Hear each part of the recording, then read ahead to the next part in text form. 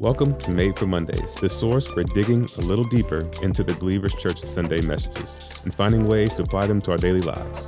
Together, let's take a deeper look and find a way to bring Mondays back to life. Hey everybody, welcome to the pod. My name is Heather, and who are you fellas? Hey Heather, Tyler. Hey Tyler. Back again. This has been a little often for me. I'm loving it. I know. Yeah, you're like a regular. I think so.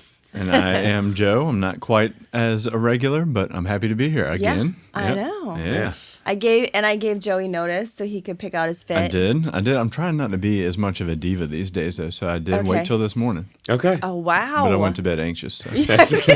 How nervous were you? That's fun. Karina always appreciates your shoe game. Yeah. She's always calling out she like complimented yesterday. Yeah. Tyler told me I had drip. I have to respect that. You have to respect that. Keep it going. 100%. There you go. So, what'd you guys do this weekend? This weekend was pretty slow for us. Yeah. We didn't do a whole lot. We went to a new restaurant. I can't remember the name. Sorry, y'all. I'll have to put it in the chat somehow if we even have that. I don't know. But I like to do restaurant reviews. I know. It was. Where was it? Maybe I can figure it out. It was Hampton. It was really cool vibe in there. It's like a karaoke kind of place. Oh. We didn't sing. I was going to say, God, Tyler, sang karaoke. No, ma'am. It had good vegan options because our friends that came with us are vegan. Mm-hmm. I had a fried fish. It was really good. I cannot think of it. I have to figure it out. Was it like this side of Hampton, like near Coliseum area? Yes. Okay. Yes, very close to that. Gosh, I don't know. So you'll have to tell us. Maybe we'll have to mention it next week. Yeah. Yes. That sounds like a good place. Did you good. tell Rochelle about it? I did not. Oh, she'll want to know karaoke and vegan. Yeah. That's right up her alley. It is up her alley. It's pretty sweet. Yeah. So, relaxed weekend, is that usually how it is when you're up on stage that Sunday? Yeah. Yes. Relaxed weekend. But, did you say that? So after Sunday stuff, we went to take Murphy to the agility course. Oh, boy. And he had a great time. Agility course? Yeah. Positive Attitudes, giving y'all a shout out. He went to an agility course. I have some videos. He did a great job. I was doubting him the whole way, but he was actually jumping stuff and doing things. I cannot imagine that fella. He is worn out. Yeah. He was asleep all day yesterday, and now he's asleep all day His today. breathing rhythm on it's that terrible. had to be... It was awful. You could hear him all the way through everywhere. Everybody loved it. All the people, the big dogs, are just cracking up. He's funny, but he did it. I was very proud. So you're going to be a great father. That's what the early years of parenting are all about. What can I do during the day to make my kids tired and go to bed early and sleep through the night? Yeah, see, you got it. It's perfect. I'm learning. Yeah. Yeah. I think we're ready. Do you want to talk about the situation that happened on Thursday where you could not go to the barber before hitting the stage? So y'all, if you're looking at my slowly developing afro, it is. I think you just need to roll with it. Honestly, yeah. Karina, she would have. Your wife might not agree with me. She would not love that at all. But I tried. So usually people that know going to a barbershop, trying to set up any appointment before noon, usually not a good thing. Oh, see, I was not aware of this until you guys were telling me this on Thursday. I booked it. I saw the slot. I said, okay, it's going to be great. I'm going to do this and it's going to work. Show up. And they're like, hey, he's not going to be here for another hour. And I was like, yep. I should have known. Barbers, they work on their own schedule. Should have done afternoon. So now this is why this is going on. Yeah, y'all joke on me for my outfits. Karina dresses him when he's up on stage on Sunday. Every Sunday. Yeah. I can't leave the house. But you do look nice on Sundays when you're out. Yeah. I appreciate that. She does a good job. Yeah. She's got me covered, man. Because if not, I would always try to wear something that matches what I'm talking about. And your sandals. In a Pokemon shirt. Yep, I'd be in a Pokemon shirt. And your Tevas. Pokemon shirts and Tevas. That's how Tyler be rolling up on stage on Sundays, if not for Karina. Not for Karina. Praise God for her. Praise God for Karina. And her cute little self. Yep. Yeah. Yes. All right, Joey, what'd y'all do? Friday, just did some work around the house in preparation for the rain on Sunday and the fact that we celebrated our anniversary on Saturday. So we planned.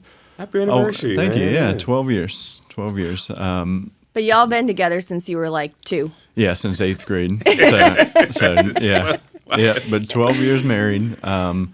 And so we have a whole day planned on Saturday, a beach day, and then a restaurant we had picked out and all that. So no kids. It was awesome. Don't be floating by this beach day. Tell us about the beach day, Joey. Oh, the beach day was great. Yeah? Yeah, nothing to report on there. Really? Yeah. I did forget sunscreen, and some people saw it on social, but that wasn't even the worst picture. The sunburn on my front was awful. It got worse throughout the day, and I wasn't trying to like tan, so I was just sitting in a chair, just relaxing. She was reading a book. I was just sitting there.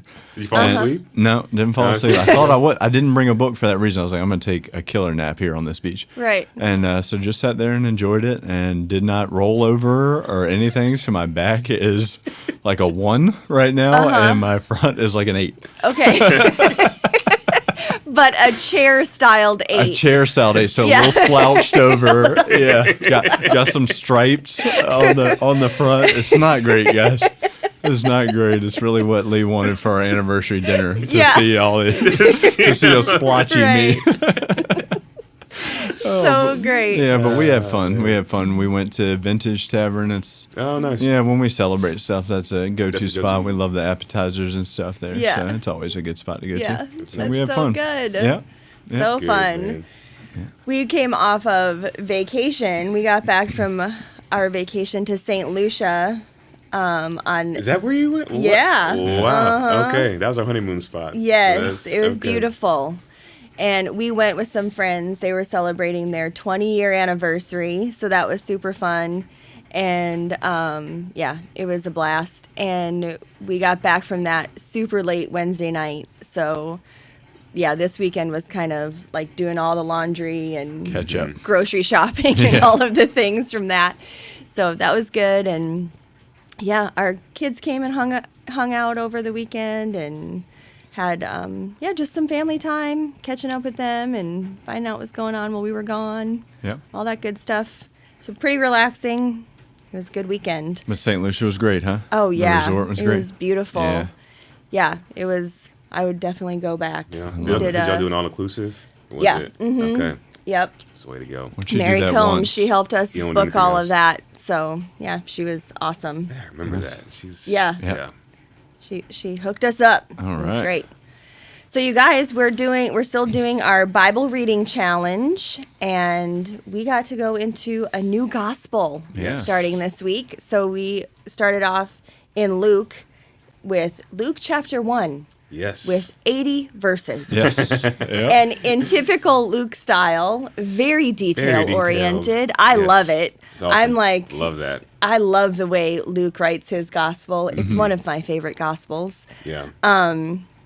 So, did anything stand out to you in this reading this Yes. week? Yes. And I wanna highlight a program I use to listen to like chapters like this for the first time, then go back and read. It's called Streetlights. Yes. I Love it so much. Streetlights. They read all of the scriptures through different voices. So like if Jesus is talking, they have a voice for him. Anybody else is talking, different voices for all Yep. the peeps. And then it's got music playing in the background. Oh, cool. For every single gospel or whatever it is. I think they've completed the whole Bible now. Yeah, I think they have. But they have, for every book, every chapter, it's always different with the Yeah. music. So That's cool. it's really, really cool. But I listened to that this morning, and what stood out to me just listening to that was the prominence of women and their voice throughout Luke, like that first chapter. And I'm like, if you know much about the culture that day, women didn't have a voice at all. They weren't listened to. Like if there was a man and a woman in court, the woman's testimony wouldn't even be given any precedent at all. She had no voice. And to see Luke highlight them so much, to see the value in their testimony, that it just really, I think, points to how true Scripture is, that he would give them such a voice where they didn't have one back in that day. And So- Luke, of all of the gospel writers, tends to lean into that a little bit more. does, So, yeah. And I think that's part of like his style of writing, and even the introduction of his chapter. Like he kind of talks about the other accounts that had been written up until the point of his writing, and he talks about how he wants to give such a thorough writing to Theophilus. Like he wants to be as thorough as he possibly can Yes. to his telling of the accounts. So Yeah. he wants to give voice to everybody, it seems like. So that's really cool. Yeah, I had a couple. The first thing that I thought of immediately was like infertility in our culture today, and reading through the story of Elizabeth and their faithfulness throughout, because it doesn't tell like the exact age, but it says that they were old in their age, and God fulfilled anyway at that age. And so I just, in our culture, like I have people close to me that are dealing with that. We had our own struggles, and that's kind of what you tell them. You don't know exactly what to say. It seems like one of the most unfair things in life here on earth, but you tell them like remain faithful in that, and that's what you're seeing here. And that even though they were fulfilling a prophecy, but yeah. And then the second thing, I did play the comparison game because I was like, wait a second. Mary questioned just like Zechariah questioned, and yet he had to. God struck him. Yeah, he was silenced for 9 months. But then it was funny, even like that thought crossed my head. But then at the end of the chapter, hearing his, speech once John the Baptist was born, his speech was so beautiful at the end. So like God works how He's going to work. Yeah, we talked about that.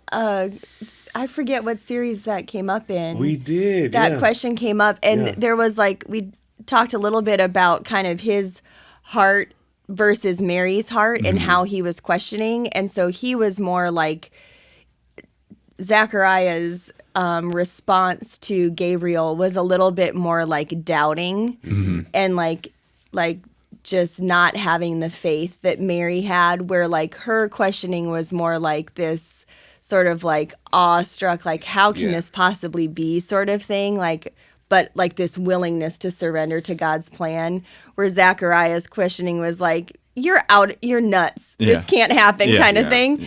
So just like kind of that's kind of how we answered it before when that question came up. I think that was like a what question that happened one time. Yeah. Yeah. And you can see that in both of their responses too. Yeah.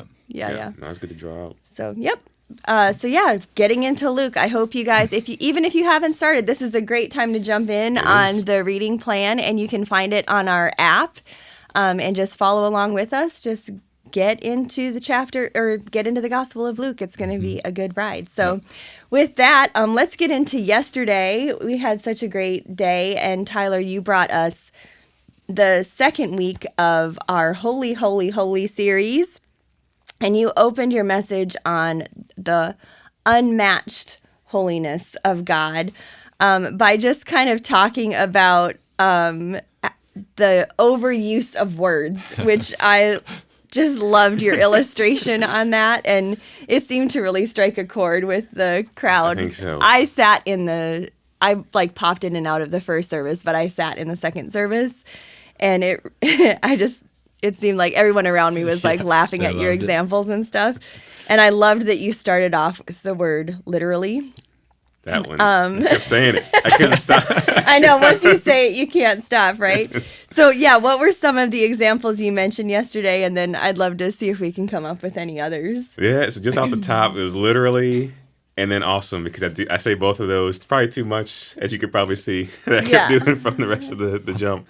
And then breaking news. Yeah, that one was so good. It was good. I'm just like, when you watch whatever news you watch, breaking news is stamped right there, and they just say everything is breaking news. Yeah. I'm just like, okay. And there's just like a line of information that's flowing all of the time. Yes. Even some of the storylines that follow, like they bring in this music and they boom, breaking news, and then the story comes. I was like, that's not breaking news at all. It's just news. It's okay. It's barely newsworthy. Yes. Right. Yeah. Yeah, so you were the whole point was to illustrate, like, for us to understand what the word unmatched means. Yes, and it's like, we don't, to really know what it means, but then not to let it slip from that, to make sure you know what it means and keep its precedence, because it's how that relates to God really changes a lot. If you let it slip and begin to muddy the waters with it, it loses all of its punch, so... This was several years ago. We had an opportunity to go over to Norway because some of our friends were getting married. And the landscape in Norway is just like you were talking about the Grand Canyon and how when you were describing awesome and you get there and you're just like, this is awesome. Yes. And so that's how we felt in Norway. Like we ended up being able to go on like a road trip while we were there. And it felt like every turn we would like go down and you would see something else that was just like amazing, incredible, like every word you could think of to try to describe what you were seeing. And it was like the word just couldn't fulfill what you were trying to say, you know? And so at one point I was like, it's like majestic and like a word that you don't use very often, you know? But yeah, like those kinds of words that are just, you're trying to describe something so incredible, so majestic. But then even that, like we started saying that all of the time. And I was like, well, now that's like losing its meaning because that feels like it's falling short of what I'm seeing. But yeah, I just think, your illustration in that was so good. It was good. And then you went in from that, you went into your hoop dream story, which was also so great. Can you kind of tell us that story again for our listeners that may not have been at yesterday's service? Yeah, good old hoop dream story. A lot of young athletes, I think, have stories or dreams like that. Sure. I definitely have one where I wanted to go to the league, baby. I was ready to be whatever it was, the star of the show.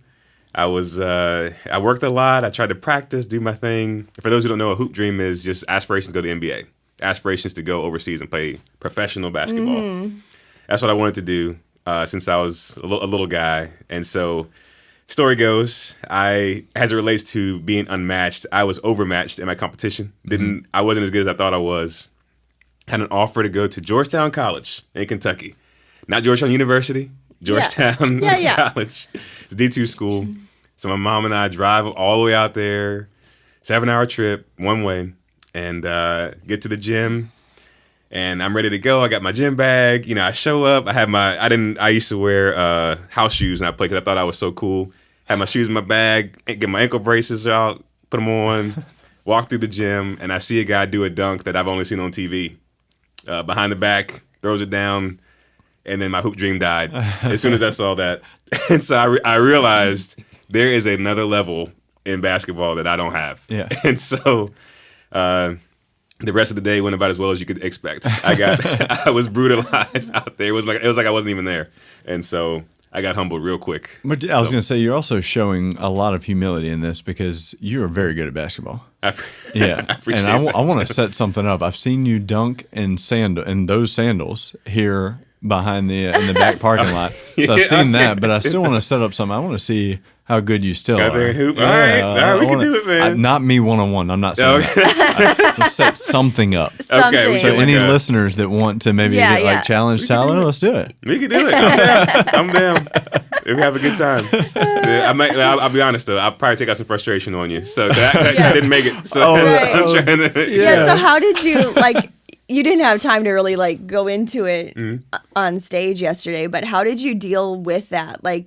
Because I think that's something that we, you kind of asked everybody to think about that on stage yesterday. Has there been a time in your life where you have entered that space of, in your job or, for the students in the room, has there been a time in class or in a sports situation where you've been in a similar position where you've realized, I am not the top dog in this fight anymore.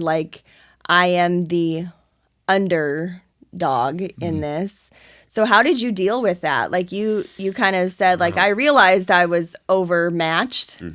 So you left. You didn't go on to Georgetown College, but what did that look like for you going home? Getting back in the car with mom and going back to Virginia and realizing, that is the end of my hoop dream.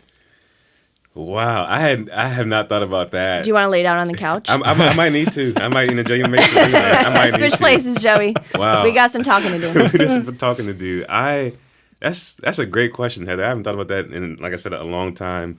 I think obviously I was crushed at the time. That was a long way back home. I remember, but I think that was about the same time that I was getting more serious about my faith, and I think that was probably the biggest encouragement to me was that God still had a plan and a purpose for me.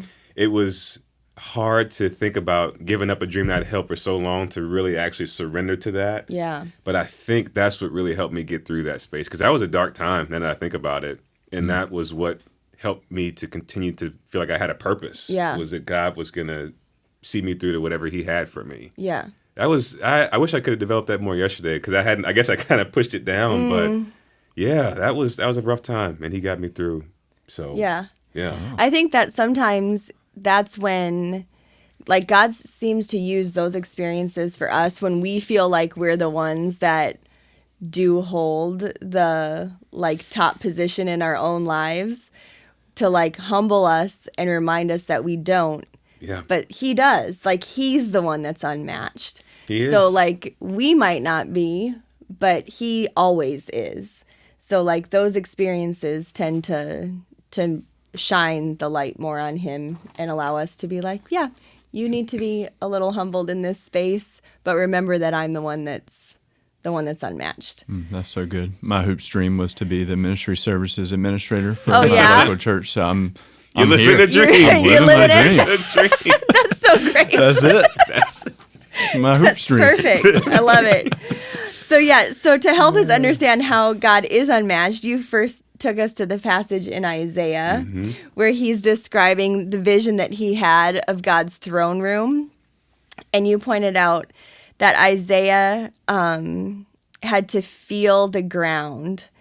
And what caused him to do that? Like he fell to the ground after he saw this vision. So what was it about seeing that vision that he did that? And now, even thinking about it now as I'm asking the question, that like goes back to our Luke passage too. Like, you know, Mary has this encounter with Gabriel and Zechariah has this encounter with Gabriel, and those kind of encounters like cause them to have like these reactions because of what? Like, what is that? wow.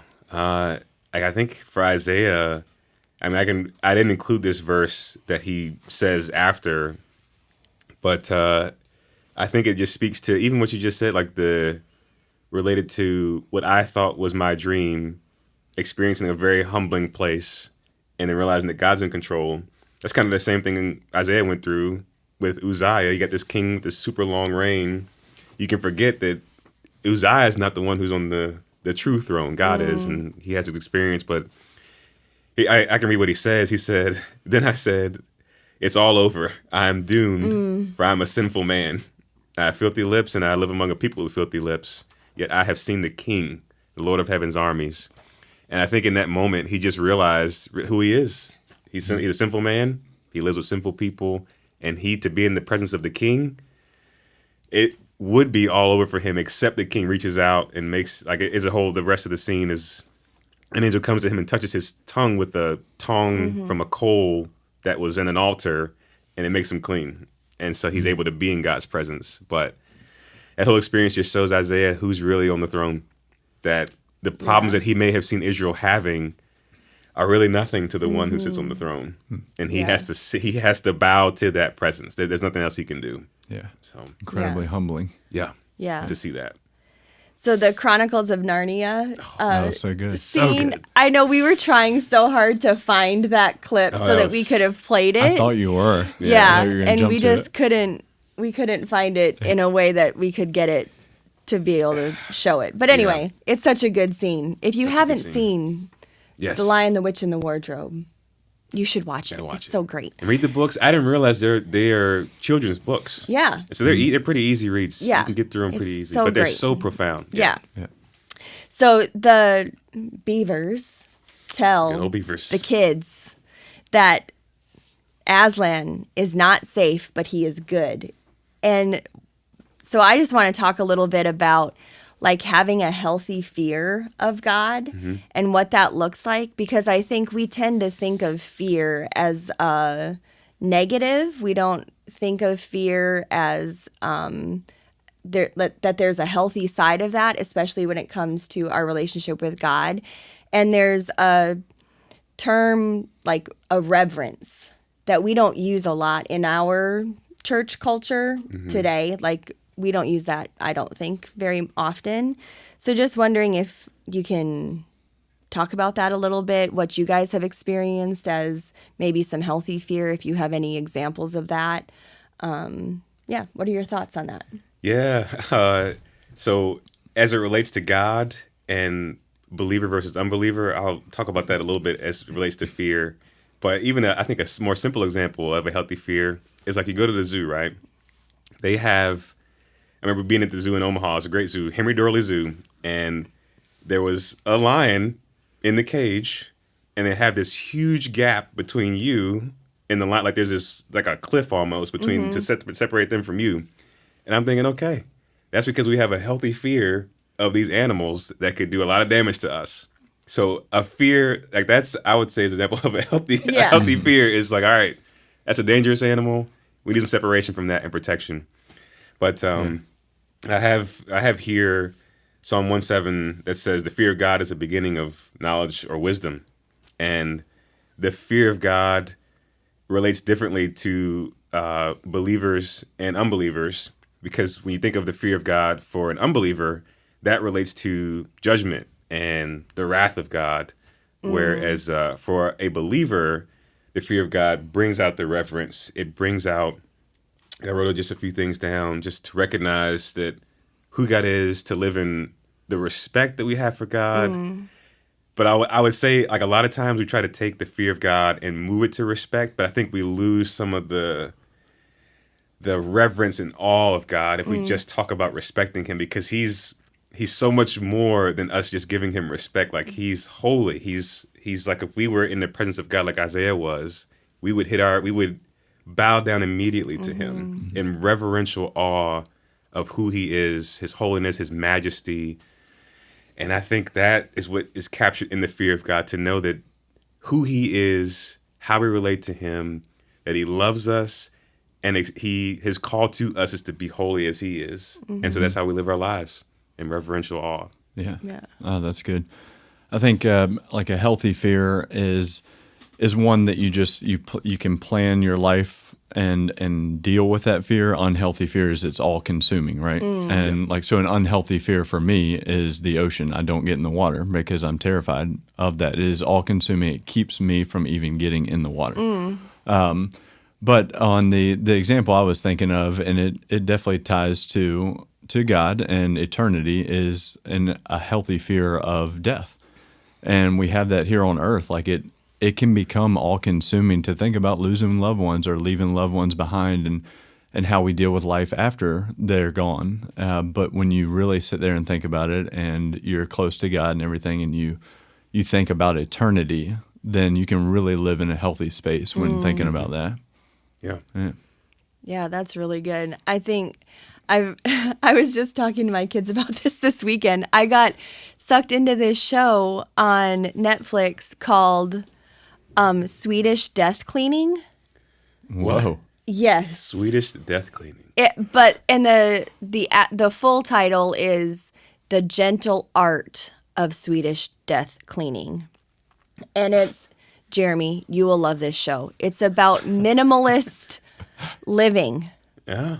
See, Jeremy's nodding at me. You guys can't see this on camera, but he's nodding at me. Jeremy's a minimalist. But the whole idea is that in Scandinavian culture, they live very minimalist lifestyles, in part because they have like just kind of a very healthy living culture talking about death. Like they talk about it and process it very, like, it's a very healthy thing for them to do, because they believe like the more you talk about it, the more you can process it in a healthy way. Yeah. And so they have, this show is like, it's a little inappropriate. There's like, it's not, well, yes, it is. It's a little inappropriate. There's language, so I'm not really like endorsing it on the podcast. But the whole idea is that these Swedes like come over and they help Americans that are just kind of hoarding stuff clear out their houses, and not necessarily because of like a death thing, but just because we have so much stuff, and through it they help them process through like not leaving so much stuff for your children or your heirs to have to like just deal with once you're gone, whether that's part of their story in the immediate or not. But like that idea of like just having that fear of like letting go of things, letting go of possessions, like whatever, is just not something that our culture talks about or deals with in Yeah. probably a very healthy way. So true. So yeah, just you bringing that up just reminded me of that. But I think that's something like, as we talk about like the fear of God and the reverence of God, I think that leads us right into your big idea, which was that he has no equal. So we have this reverence for him. We acknowledge his holiness, the unmatched quality of who God is. But then you said he has no equal, yet he calls us friends. So there's this real, like, almost tension point of Yes. like, we can have this healthy fear, this reverence for who God is, but then we also know that he calls us friends. So how does that sit with y'all? Like off the jump, how do you react to that truth? How does it hit you to know that the God of the universe calls Tyler, calls Joey his friend? It's very unsettling Okay. to know that this being who has no beginning, has no end, is all powerful, knows everything, that has angels singing around him, holy, holy, holy, that even they who are incredibly powerful spiritual beings have to cover their faces in his presence. That he invites us into a relationship with him. And not only that he calls us his temple that he dwells in, to walk and live with us in the messiness of our lives, that he would step into our world. And even like, yes, I wrote that he calls it like he's no equal. He calls us friends, but he calls us his children. We're adopted into his family. There's this juxtaposition of the fear of God, and yet we're the family of God at the same time. And I don't know, it makes me like, when you try to think of heaven for me and eternity forever, like my mind can't get there. It's the same with this, that he's this big and yet this close to us. And it just, I don't know, it makes me feel all warm and fuzzy and also scared. Like, not scared, but like, Yeah. have a fear of him. It's just, it's all over the place with it. And I just hope that, like, it makes me right now, I want to go tell somebody about Jesus. Because I want them to experience that too, to know that the God of the universe loves them enough to give them everything that he has so Yeah. they can be in a relationship with him. Yeah. It's just awesome. Yeah, that's so good. Yeah, I think it was perfect for where I've actually been living for like 5 days now. I shared it on social, but the song Holy Forever, I'm listening to it on the ride in one day last week, and I just started thinking, I ended up listening to it 3 times. But and I was thinking as I'm listening to it about God's greatness. And I'm wondering, man, with eternity, when we think about eternity, it's kind of a known thing that it's unfathomable. We're not meant to fully understand how great eternity is. And is God's greatness the same? I see it all in my life. We see examples of it all the time, and we read about it. We know it. But do we like fully understand his greatness? And so that song was just one of the things that was as close to his greatness as I've seen. The lyrics in that song are really good, and so glad we sung it this Sunday and everything. But that's where your big idea had me go. Like, that is a great portrayal of God's greatness. Yeah. Yeah. That we have that fear and of his holiness, and yet he still calls us friends. Yeah. That's his greatness. That's what I think. Sometimes, like, I love that we are always talking about next steps around here and always trying to, like, take God's word and apply it to our lives and, use it to understand who we are in him, all of those things. are very important discipleship steps. But I also think, like, sometimes to just sit and try to just be in his presence and just focus on who God is, I don't know that we do that enough. Yeah. Like, we can take our faith and try to make it about us a little too often. Yep. And instead of just being focused on who God is. Like, it's a very human thing to do, right? Like, even what you were talking about yesterday that we'll get into in a second. Oh, yeah. Like, that's Yeah. the idol thing in us, right? It's the thing that we try to do, like, okay, yeah, give me this information, and then I'm going to make it about me. Like, what can I do to hear that, and then I'll do something that can better me, better my family, do the thing.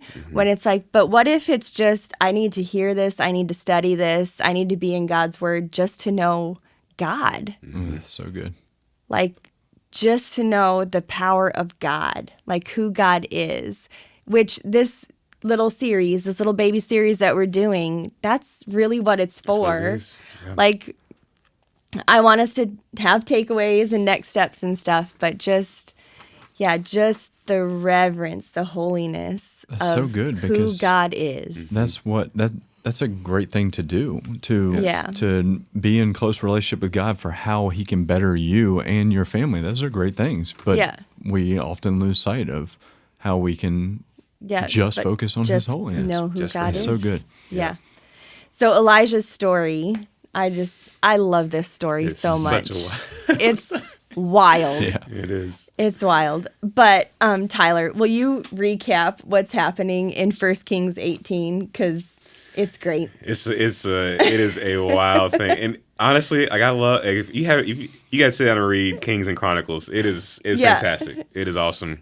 But in this particular scene, Ahab and Jezebel have been ruling Israel for some time now, and they have been taking the Israelites away from their worship of God.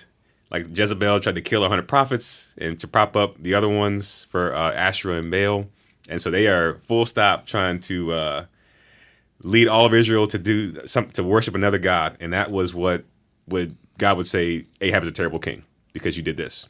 And so I didn't share this yesterday, but Elijah prayed that there would be no rain. And Yeah. so he caused this massive drought that affects all of Israel. And you can imagine Ahab is not too pleased with that. Right. And so he is after Elijah to kill him, to take him out, because he's a troublemaker of Israel, like the verse I shared yesterday. But so Elijah finally meets him, and I love Westerns. And so I just imagine, like, he's been chasing him so long, and he just stands there with his, does a little thing and shit, whatever, all the cowboy stuff. But Oh, man, you should have come out in some chaps Should've yesterday. That would have been great. that would have That been, is what you would have done that is if what I would've- Karina if- wouldn't have been in charge. if she didn't dress me, yep, I have a cowboy hat at home. I'd have wore that. It would have been My gosh. You didn't would've get a been a haircut mess. either. That would have been perfect. It would have been perfect. I should have, that's all right. Next That would time. have been great. Next time. Next time. But so they meet and they have this confrontation, and Elijah says, I want you to take all of Israel, meet me at Mount Carmel, and I'm going to show you who the true God is.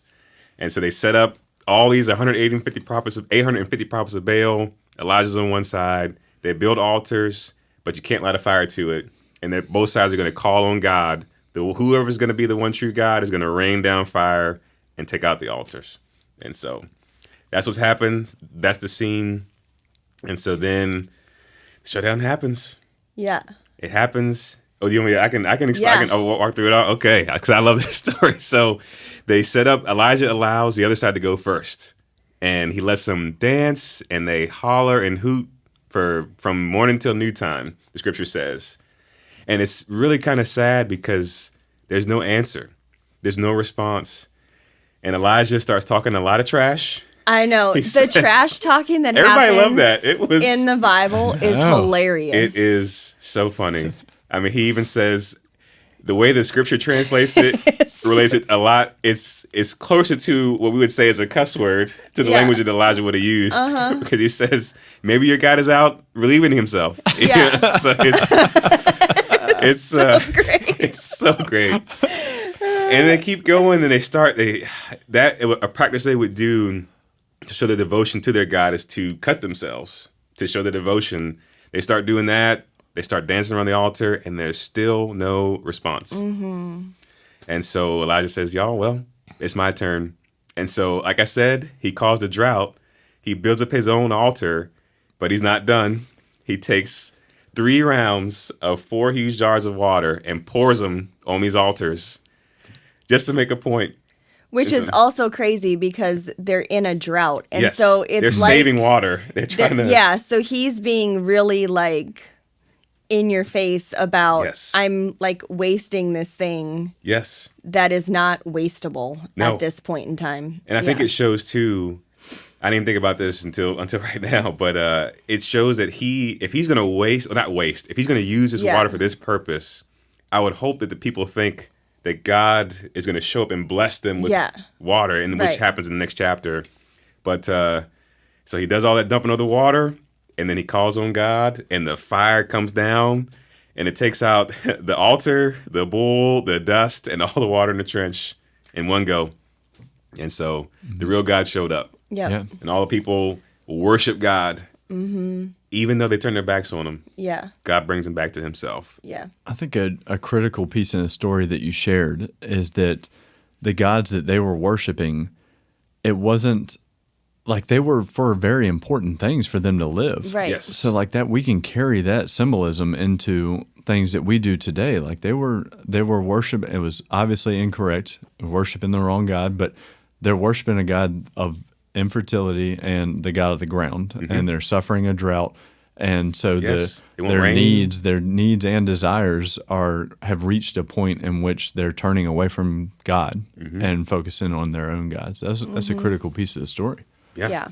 So they're not, we would think that they're so different than us, but we're really not Yeah. at all. Mm-hmm. Yeah. And God, in his grace, showed up in a way that drew them back to himself. Yeah. Which he didn't have to do that. Right. He didn't have to show up like that, Right. but he did. Yeah, we may not face that spiritual battle like the physical battle, because if that happens today, I know it. I'm on the right side. Trust me. But the spiritual warfare that we face today, like we often turn away from God sometimes and choose the wrong side and have to get back on track. Yeah. Yeah. I love too, Tyler, that just how you talked about the grace just now. Like, so often when we are reading Old Testament stories, we miss that part of God in those. We tend to think of the wrath of God so often as being the prominent characteristic of God in the Old Testament. And we miss God's grace. So much grace. Just poured out through the Old Testament. And that's really so evident when we have that lens on. I mean, when you see how often God drew the Israelites back to himself, it's through grace that he shows up time and time again. Yeah, I think, like Jamie says it a lot. This is true. One of the most gracious books in the Bible is in the Old Testament. Yeah. Hosea. Yeah. Like that, if that doesn't show the grace of God on his Right. people, Yeah. I don't know what else does. Yeah. But So true. You shared a quote from John Calvin, you little one. Calvinist. Yeah. You. You can't help yourself. The human heart is a perpetual idol factory. So true. I mean, that is such a good, true statement. Yeah. So what are some idols? You did give a little disclaimer too, which I appreciated. What was the disclaimer you said yes. about the idols that we struggle with? I know it kind of relates to what Joe was talking about. The Israelites in that day, they needed rain for their crops. They needed children to continue their family lines and for their 401k. And so they needed those resources. And so their desires are to protect their families. Yeah. Their desires are to propagate their lines. Their desires are to take care of the things that they love, to find comfort, peace, all those things. They're just looking for it from a source that can't provide it. And so we do the same thing. Yeah. It's our desires. That's why, like Calvin says that quote, our desires are the driving factor behind our little idol factory hearts. Our desires are for satisfaction, for peace, for tranquility, like whatever it is, and we look for it in other sources. And so that's where the idols spring up. Yeah. So like, So at like they don't the initial things aren't necessarily bad things. no. But when they become the idols is when Yeah. they kind of cross that line of. So the disclaimer is they're not necessarily sinful things in and of themselves. in and of themselves, but it can can become become- sinful when they become the idols. We put those things, whatever it is, above Yeah. seeking our satisfaction from God. Yeah. That's when they can become good things turn into God things. Yeah. And it happens so like it's a daily thing. Right. It really is. We have to fight for that. 'Cause So our what hearts are some drawn of the to it. idols that you think we struggle with? I mean, Oh. they can be things that y'all are willing to share that you struggle with personally, or just like some of the things that you think are common things that we struggle with in our culture. Well, for me, I don't know how much I idolize, but I was convicted in that moment because my gut reaction when you asked a couple of those questions were, what brings you joy? My kids. Who do you turn to in times of trial? My wife. And I'm like, whoop. I just kind of spun around. And I was like, whoa, both of those should be Jesus. And that wasn't my initial gut reaction. So like, I'm like, yeah, Tyler's saying that we're more like the Israelites than we think. That was my my reaction to those questions you asked. No, So, I mean that's real, man. And like your kids and your wife are amazing Yeah. thing. Like it's you never want to say like as my heart is I definitely lean towards being legalistic. So it's really easy for me to try to check boxes and think that God loves me more because I do the things. And so that's really what I want to give the disclaimer. It's like Yeah. it's our hearts that need to change, and the only way to do that is to lean into Jesus. Yeah. Right. But thinking of other idols, like I shared one that I don't like thinking about. The first one I shared is comfort. Like I like my space, I like my time, but God has asked me to be stretched in a lot of ways to rely on Him. I don't like doing that, and that shows that comfort idol real quick. Relationships, I think, is another one. People can idolize those and yes, definitely. so quickly. Trying to think more for our culture. Our time, success. Yeah. Yeah. Yeah. Can quickly become idols. And we can put those Influence. influence. Yeah. And you can really see it, how much of an idol it's become when it gets poked. Yeah. And then our reaction to it is, Definitely. Oh, that's good. really Yeah. shows. Yeah. I think Joe, even talking about like wife, kids, like that kind of thing. I mean, that just goes even to our mission statement around here, right? Like making Jesus number one person at a time. A lot of times when we talk about like when we're in a marriage relationship series or something like that, and we talk about like making our spouse number two, it's because we're really leaning into our mission statement of making Jesus number one. And so like having those priorities in order Definitely. is what we're kind of always striving for. But yeah, it's so hard to like lean into that because that is kind of where we naturally go. Like, yeah, when we're struggling in these areas or when we're asking those questions, which were such good questions. I loved the questions that you asked us yesterday. In thinking about those things, yeah, we come up with people or we come up with places instead of our first go-to Jesus juke answer. You know, Yeah, Yeah. and my marriage these days is much better because Jesus is number one. So Right. it's very interesting to Yeah. have that gut reaction as soon Right. as you ask that question. It's just Yep. relatable. Yeah. Really good. So, what are some, just as we kind of close out our time, like what are some ways that we can focus on God's holiness? So, how do we do that? How, practically speaking, like what are some ways that we can turn our attention toward God instead of our attention toward self? Wow. That is a lifelong thing. Yeah. I think what's been helpful for me is having practical steps to have time to disconnect and spend time with Jesus. So the way I've been doing that now, I'm not trying to do any product placements, but I have this app on my phone called Brick. And it helps me to, when I click the brick on my phone, it's a physical thing I have to click and my phone locks down. And so the brick that I have to click to unlock it is on my refrigerator in the house. And so right now I can't access social media. I can't do anything like that. So that helps me to disconnect and actually spend time with Jesus. And so I think those verses that I've shared, like Isaiah, the first chapter of Ezekiel is a great one, Revelation, to help you break out of this, like how we see God, what we think of God, and to see and hear from people who have literally seen some of his glory and be able to sit in that. And like what I tried to do yesterday was to ask people to say, hey, okay, when I read this chapter of Isaiah, this passage, try to disconnect, try to unplug, and put yourself in his shoes if you were really seeing this right now. And those are some tips that have been helpful for me. Yeah. But I don't do it perfectly. I get distracted, all those things, and just ask God to help me to guide my focus. But yeah, those are just a couple of tips that have been helpful. But Does that Brick app allow you to receive text messages from your wife? yes, Because you were at a critical moment right now. yes, You phone, gotta text, hear and from call. her. See, you can pick the apps that are blocked. Oh, that's pretty cool. Yeah, Yeah. Oh, that's really neat. I'm Yeah. gonna have to look into that. yeah. I can't imagine that. Oh, No, it's- sorry, honey. I missed that You go, text it's because locked down. my phone was bricked. Yeah, you select the apps and Yeah, that's cool. yeah, it's That been is- pretty cool. Really cool. I haven't Yeah. even heard of that.